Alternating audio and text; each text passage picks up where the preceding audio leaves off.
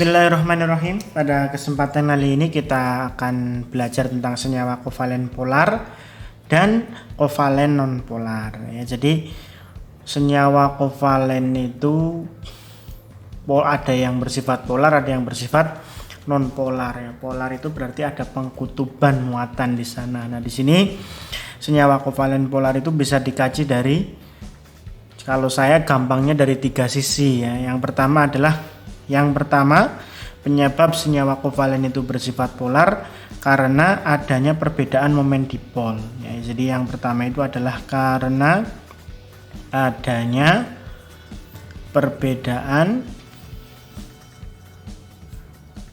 momen dipol.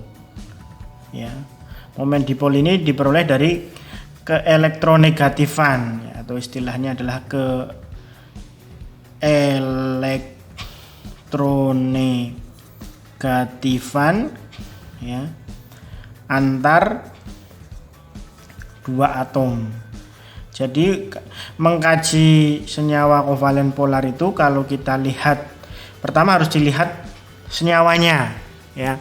Kalau senyawanya itu terdiri dari 2 atom saja, misalnya HCl, itu kan cuma ada atom H dan Cl, ya.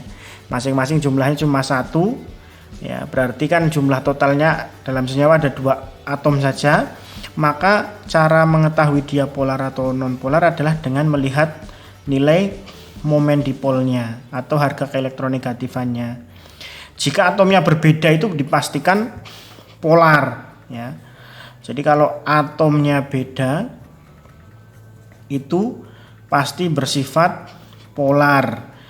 Tetapi ini, ya, kalau dia, ya, senyawanya itu terdiri, ya, senyawa terdiri dari 2 atom saja. Ya, jumlah total atomnya itu cuma ada 2 atom, ya. Misalnya ada atom SO gitu, ya. Senyawa SO kan cuma ada S dan O.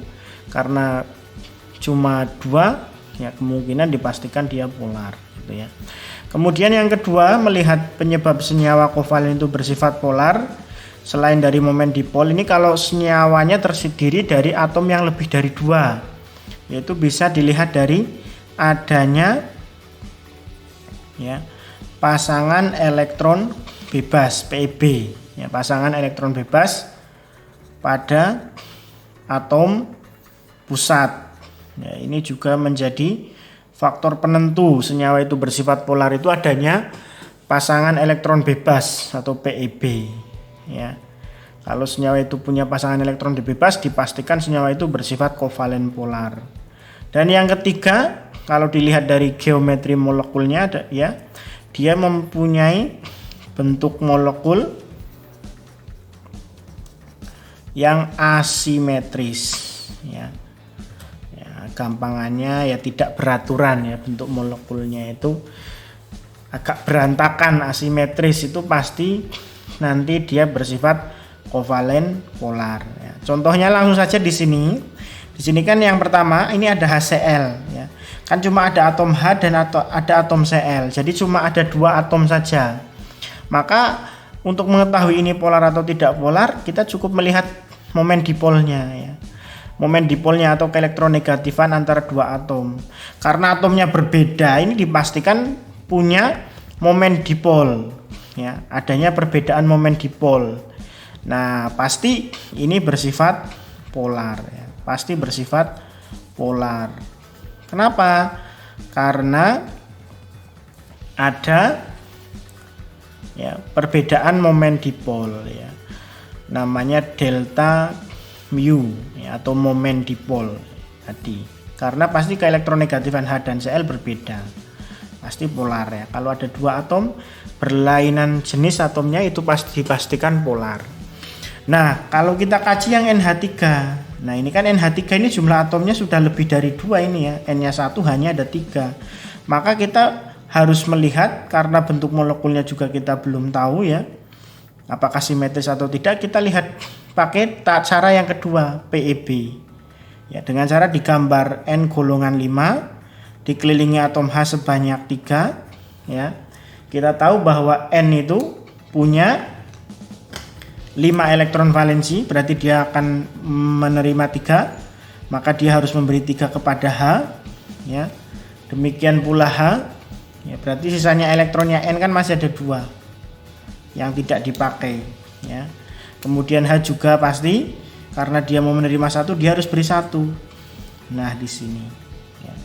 Dari sini kita ketahui, ya, adanya atom pusatnya kan N, ya. Berarti adanya PeB yang jumlahnya 1. Ya, meskipun jumlahnya 1, karena di sini ada PeB, maka senyawa ini bisa juga, ya, atau dipastikan dia bersifat polar, ya. Bersifat polar. Ini, ya. Karena dia punya PeB. Oh iya, mohon maaf ya. Ada 4 ini. Ada 4 dalam mengidentifikasi senyawa polar. Kalau ada punya ikatan kovalent koordinasi, ya. Punya ikatan kovalen koordinasi. Nah, ini dipastikan senyawa ini bersifat polar, ya, adanya ikatan kovalen koordinasi, ya, meskipun tidak ada PeB, tapi kalau ada kovalen koordinasi pasti bersifat polar, itu, ya. Nah, contohnya pada SO3 ini, ya, kalau kita gambar SO, ya, O, S itu golongan 6. Golongan 6 itu berarti dia mau menerima 2, maka dia harus memberi 2. Dia beri 2. O yang lain juga akan menerima 2. Ya, karena S baru 6, maka dia akan menerima 2, misalnya terima 2 dari O sebelah kanan. O juga golongan 6. Ya. Karena S-nya sudah 8, maka O yang lain hanya menerima sepasang elektron dari S saja. Dan dia tidak memasangkan. Nah, kalau kita lihat ya di sini, ya di titik ini ada ikatan kovalen koordinasi, di mana sepasang elektronnya ini hanya berasal dari S saja, dipakai bersama dengan atom O. Karena ada ikatan kovalen koordinasi, maka dipastikan senyawa bersifat polar. Ya. Jadi senyawa SO3 ini bersifat polar karena ada kovalen koordinasi. Jadi mengidentifikasi senyawa itu polar atau tidak ada 4 cara ya. 1, 2, 3, 4 ini. Punya kovalen koordinasi atau tidak, bentuk molekulnya asimetris atau tidak, ada PeB atau tidak. Ya, kalau memenuhi salah satu syarat dari ini, ya, salah satu syarat dari 2, 3, 4 ya, pada senyawa yang lebih dari 2 atom, maka dipastikan polar. Tidak harus memenuhi keempat syarat ini, tidak harus. Salah satu syarat terpenuhi, maka itu dipastikan polar. Begitu. Ya. Nah, kalau senyawa kovalen non polar berarti bagaimana? Yaitu kebalikannya, berarti tidak adanya perbedaan momen dipol atau ke elektronegatifan ya.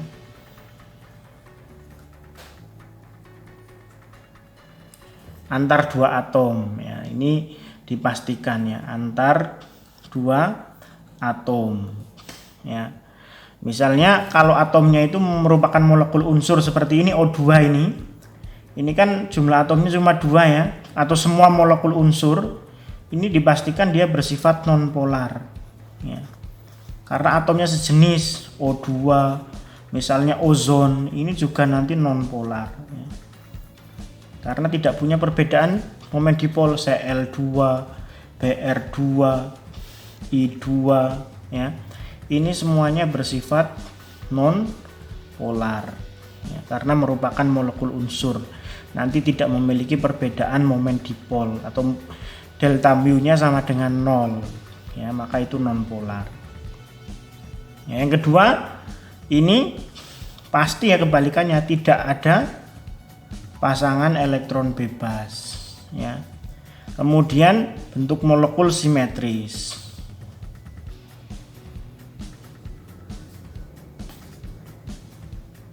Nah, Yang keempat, tidak ada kovalen koordinasi. Jadi kebalikannya. Nah, tidak ada kovalen koordinasi. Ya. Nih, ini perlu diperhatikan dengan baik. Nah, misalnya di sini CH4. Kita tahu C gulungan 4 ya dikelilingi H sebanyak 4. C gulungan 4 berarti dia akan menerima 4, maka dia harus memberi 4. Ya. Nah, H akan menerima 1, dia harus beri 1. Ya. Nah, kalau dilihat di sini kan, ini pada atom pusatnya C, ya, tidak ada PeB atau PeB sama dengan 0.